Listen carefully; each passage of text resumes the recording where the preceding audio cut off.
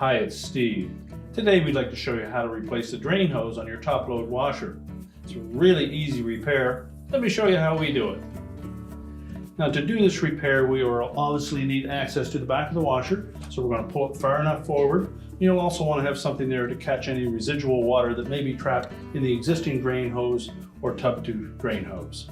Now, with the old hose removed, before we install the new one, we're simply going to slide that clamp up around the elbow just a bit to allow that connector to fit onto the outlet coming out of the back of the washer.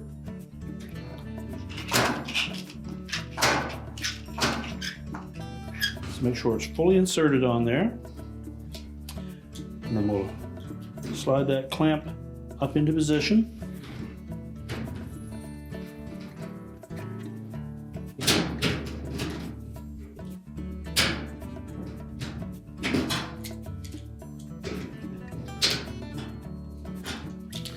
Make sure that that clamp sits in between the two ridges on that elbow.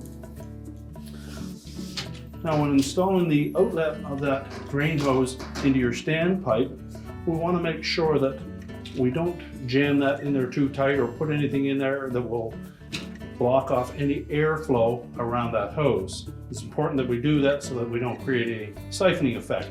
We'll also want to leave this preformed bend in place.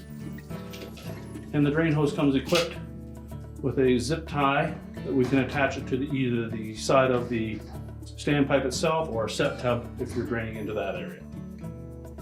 Once we've done that, we can then prepare the washer to put back into position. We're now ready to push the washer back into position, and your repair is complete.